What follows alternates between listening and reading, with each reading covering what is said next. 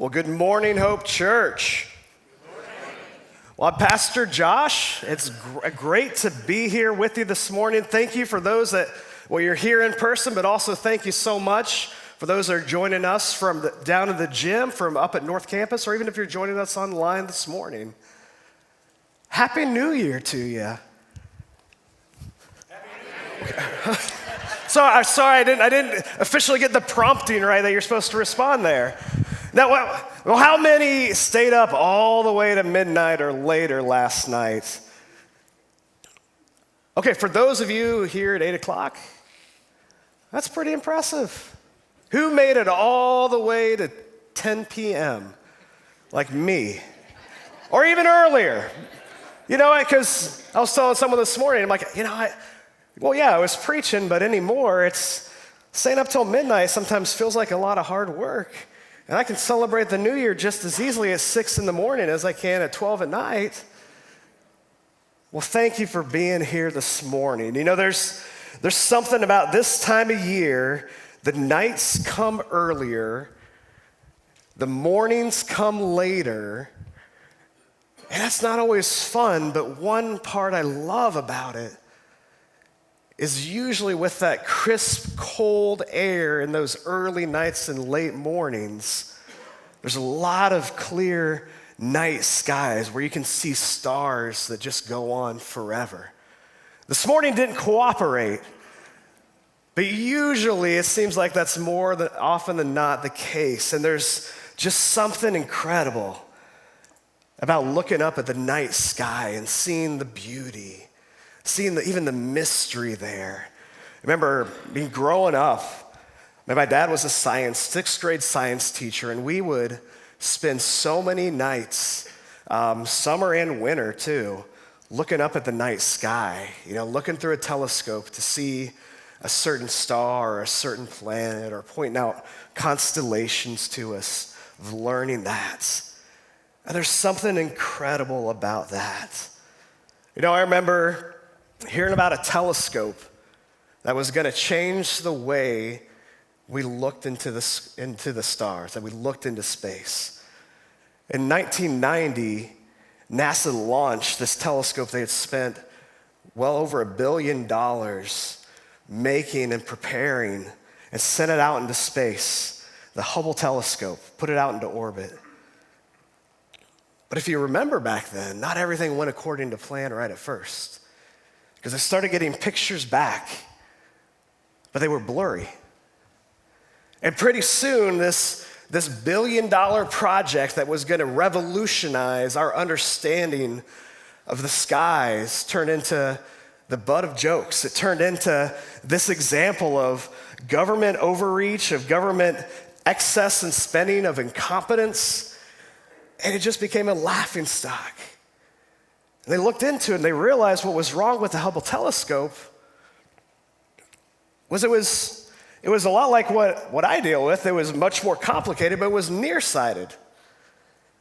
And so instead of trying to bring it back down from space, instead of trying to go through the work of replacing everything there, they went to, in a more complicated way, they designed a corrective lens so they could see clearly now. They gave it glasses, so this $1 billion telescope could look into space and could see clearly and do the job it was intended to do.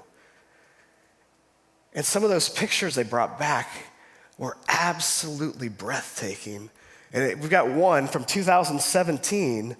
This is of the Andromeda Galaxy. At the time, at least, it was the largest picture the Hubble Telescope had ever taken.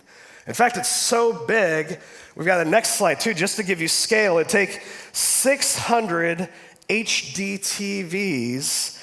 If you can see this little square here, that's one of those 600, to get the full resolution of what exactly this picture was. It was incredible. From side to side, from this end, if you traveled from here to here, it would take you 48,000 years traveling the speed of light to go across that gap. I mean, this is an expansive picture we're looking at. And here, zooming in, here's what one of those little TV screens looks like, and just the detail zoomed in of how many stars, of how much is there, is just breathtaking.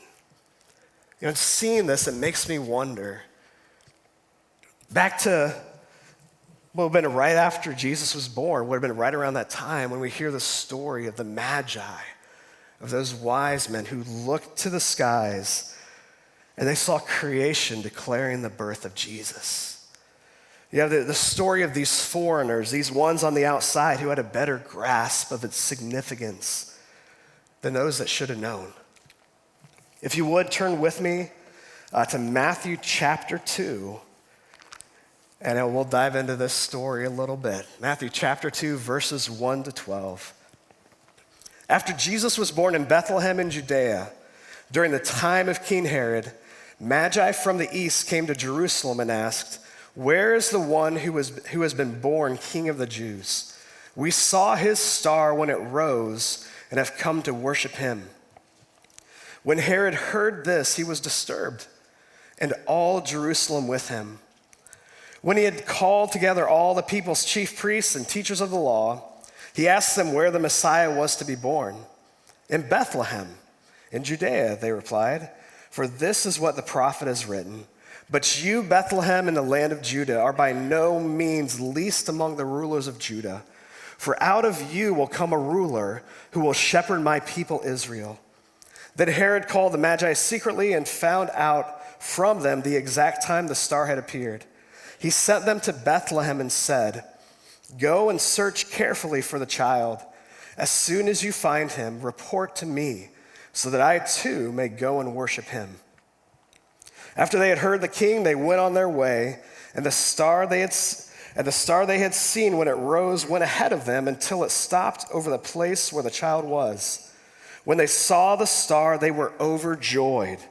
On coming to the house, they saw the child with his mother Mary, and they bowed down and worshiped him. Then they opened their treasures and presented him with gifts of gold, frankincense, and myrrh. And having been warned in a dream not to go back to Herod, they returned to their country by another route. So who were these wise men, these Magi? There's a lot we don't know about them. We know there was at least 2 of them. There may have been 3, there may have been 10, there may have been 12, there may have been 20. All we know is there was at least more than one, because it talks about plural. We don't know exactly where they were from. We just know it's from the east. That's a lot of area east of Jerusalem. But one thought that seems to carry a lot of weight is that about 500 miles straight east of Jerusalem, there was a Jewish community that had been there for well over 500 years. Those that had stayed behind when the rest returned back from exile that we read about in the Old Testament. That Jewish community had stayed behind. They had stayed there, and they had continued to worship. They had continued to grow, and it seems likely maybe they were from that area. Because we knew also in that area there were royal advisors that would look to the stars. They would look to nature for signs, for prophecies, to read, to tell what is coming or what is to come. And we can even read about those in the book of Daniel. And Daniel, even though he would have been one of those advisors, he looked to God instead of nature to find those answers. We look at that, and maybe those Magi, one good possibility is maybe they were descended from that Jewish community, or maybe they were even descended from those that were so often Daniel's enemies. They had some background of the Jewish people and of what the significance of what was going on here. But what we do know for sure is they came to worship this king. They came and they set out on a journey, but they didn't worship the king in a manger. They didn't find Jesus there. They came to a house where he was staying they found him and his mom at the house. And this wouldn't have been a quick road trip either. The journey there, it's 500 miles straight east, but it would have been about a 900-mile trip because you wouldn't have gone straight through the desert. They would have gone up and then back down. And to make that journey, they would have just said, hey, you know what, let's grab our camels, let's get together and let's go. They would have gotten a traveling party together to go with them of who knows how many other people would have come with them. So it would have taken weeks or months even to coordinate everything to get to go on this journey. Likely arriving months at least after Jesus was born. And before making their way to Bethlehem, they stopped in where, well, of course, it's the obvious place where you think a new king would be born. It's the capital city of Jerusalem. And logically you'd think that the current king, you'd think that Herod would be on the end and already know about this because that new king is probably going to be a descendant of his. But that's where what for them probably would have felt like a straightforward journey at first starts to take a turn. And it's not as straightforward. And it's also where we see these three clear different responses to Jesus' birth. And the first of these is from Herod. The Magi, they come to town and they start asking, hey, where's the one who's been born king of the Jews? They're just trying to figure out where to go. They've got gifts to give him and they want to know where they can go. The only problem is this is news to Herod too, and he's not excited about it at all. To Herod, a new king is a threat against his power. That makes sense once we get a little bit of his backstory, once we understand how he got to this point, because Herod had made a name for himself in the Roman Empire by collecting taxes and suppressing revolts. He met violence with violence. He took a bloody path to finally seize the throne of Israel. He saw it as being a dog-eat-dog world. And so any threat was dealt with swiftly and brutally.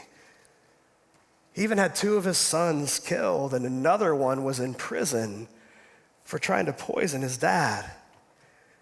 It's against this backdrop that we meet Herod in Matthew 2. No wonder he didn't respond with excitement. This is one more in a long line of threats to his power. Messiah or not, this wasn't going to derail his plans. This wasn't going to take him off the throne. So his response to this new threat, found later in Matthew 2, what's to deal with an extreme and terrifying way.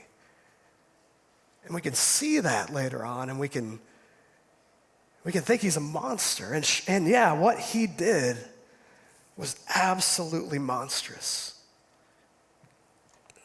But the root desire behind all of that was simply, I want to be in charge. Or that thought of, I want to have control. And that statement's one I can relate to all too well too. That want to have control. I'm guessing at least a few of you probably can too. Because we like control. We like to have the say. Have you ever thought or said, no one's going to tell me what to do.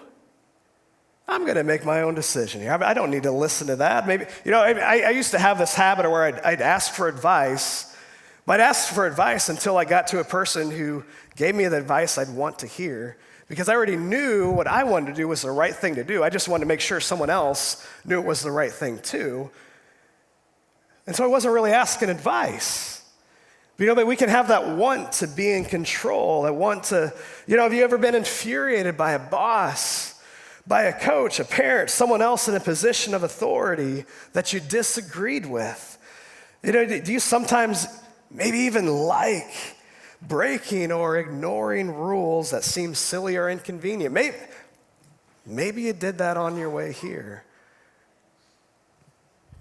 Maybe I did that on my way here a little bit too. And we can do that, and we can see these small things, and we can say, yeah, that's silly. That's not that big.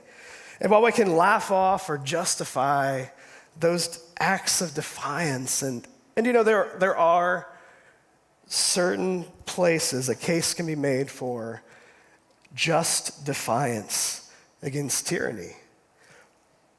But the reality is there's a correlation between so many of those defiant actions and our willful rebelling against God. While the scope and severity of what we do, and most likely and thankfully it doesn't match up to Herod's, we can just as quickly respond in defiance to God's commands. We have just as much trouble ceding power, just as much trouble surrendering control to God. And that thread of me first continues on as we look to this next response too. And that next response, it's put as a simple side note, a simple little statement at the end of verse 3, and it's a response of Jerusalem. So we hear Herod was disturbed by the news, but then we hear that all of Jerusalem was too. But why?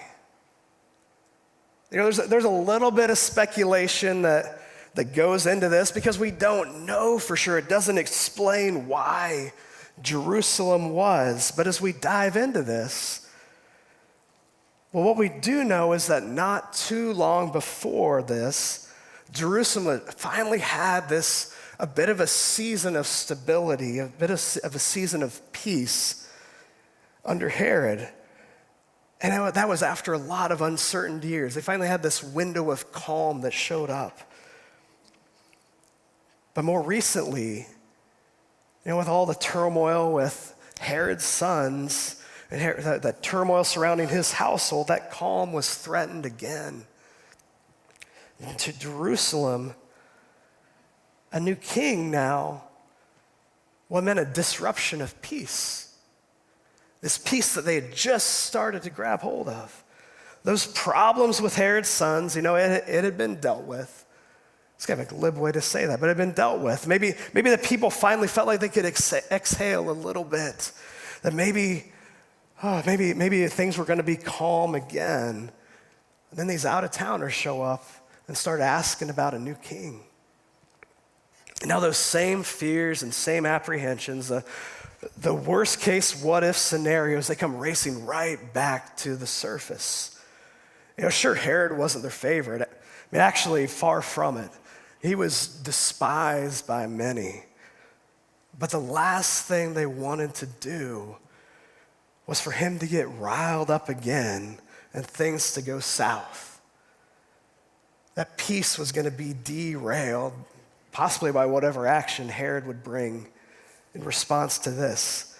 This news the Magi brought, it should have been something to celebrate. Especially because, I'm sure they would have heard whispers of shepherds talking in Bethlehem, of something going on there already. But instead of seeing this as a fulfillment of God's promises, this good news of Jesus' birth was terrifying to their ears. Not because they didn't want a new king, not because they didn't want a better king than the one they had, but because they didn't have the appetite for what that new king, what that news might mean. Because that news could bring something terrible. And we see that in the immediate aftermath, it did bring something terrible. How many of us could say have responded differently if we were in their spot? They're leery of the prospects of more unrest. And I think it's a response that we can relate to all too well. Sure, the circumstances are different. Sure, it's a different time, different place, but the scale matches up more closely. It's much more relatable to our lives because how many of us can relate to being a king like Herod who's worried about being usurped from their throne, or even the Magi, even how many of us can relate to being well-connected advisors who've traveled hundreds of miles to a foreign land to meet and worship this baby Jesus. But the people of the city who are fearful and weary, who probably just want a sense of normalcy, they just want some peace in their everyday lives so perhaps their kids can be raised in a stable world. Well, yeah, I can relate to that. That connects all too well. So those are our first two responses. And then in contrast to that, in contrast to the nearsightedness and you could say the short-sightedness really from Herod and Jerusalem of what was going on here, we see the response of the outsiders. You see the response of those, those who knew the prophecies, those on the inside, those who knew God's promises of long ago missed the significance. But those from far away, those not in the loop, they better understood what was going on here. And they followed that star all the way to Jesus. That to them, this king was someone to be worshiped. And that's exactly what they did. They didn't come simply with a song. Oh, I'm sure they sang too. But it wasn't just coming to worship with a song, but they humbly bowed at the feet of this child. And the worship they gave, it would have been costly worship too, because the gifts they brought were expensive gifts fit for royalty. It was worship that cost them something too. They set aside their day-to-day life to follow the star and find this king. The ones we least expect are the ones we see who laid down what was theirs, who laid down their life, who risked the long journeys. They were the ones who had eyes to see clearly what was truly going on. So what about us? We've got this story from 2,000 years ago about the birth of Jesus, but what about us? As we enter 2023, what are we looking for? What are you looking for? Is it something like more power, more control? Is it maybe a promotion? That's not a bad thing. Maybe you're looking for a better body this year, through diet or through working out, or just you want to better yourself in some way, and that's not bad. Maybe you're just looking for a little bit of peace and comfort. Maybe it's been a year that felt chaotic, a year that felt terrifying in some ways, or was emotionally racking, and you just want some peace. You just want a bit of steadiness. But as we go into this year, are we short-sighted like Herod in Jerusalem? Or do we have our eyes fixed on Jesus? Yeah, we can want peace, that's good, but as the first thing we're focused on, is it Jesus? Yeah, we can want a better body or we can want a promotion, but as the first thing we're focused on, is it Jesus? And if it's Jesus, I think there's a few questions we have to answer. First, are we willing to lay down what's ours? Are you willing to put aside the rights to ownership to yourself, the rights to ownership you have over your decisions, your day-to-day actions, your career, your family, and more? Are you willing to put that all aside? Basically, are you okay with not being the master over your own life and instead ceding that over to Jesus and saying, Lord, do with me what you will. I'm yours. Are you okay with that? That second question, are we willing to risk security and comfort? It can seem like an obvious one, but when it comes to it, it's hard. When it comes to the reality of giving this up, it's hard. Are you willing to risk the security and comfort of the known and follow God into the unknown? To serve instead of seeking to be served? Stepping into that unknown can be scary. Stepping into serving can be scary because we give up that right to feel like we know what's best. We're putting ourselves at the disposal of someone else. We're serving them for the sake of Christ. Are you willing to risk the security and the comfort of the everyday, the right now, and instead say yes to Jesus? Because it can come with some challenges. The third question, are we willing to go? Those wise men, even with incomplete knowledge, they saw God move and they responded. But what about us?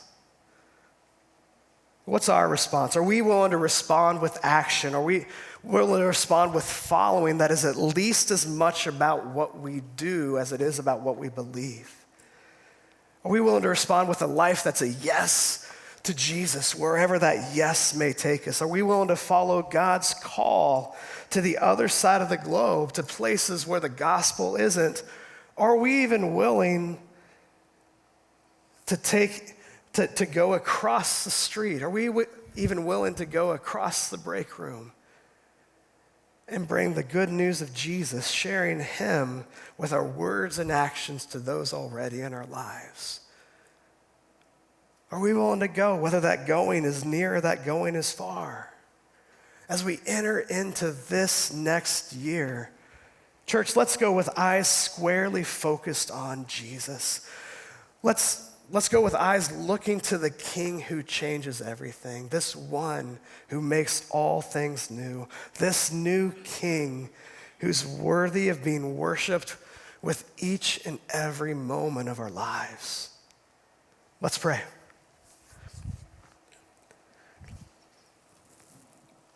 Lord, thank you for entering into this world. Thank you for making yourself known. You are not a God who is far away, but you are near. Lord, would we have eyes to see where you are moving? Would we have eyes that are focused so squarely on you? Lord, would we have a heart that responds with yes to you? A yes to you with those next steps. Lord, as we go into this year, Lord, would you grow in us this willingness and this passion, this conviction to follow you? Wherever that may lead us, Lord, let us follow you. You are the one who is worthy. Amen.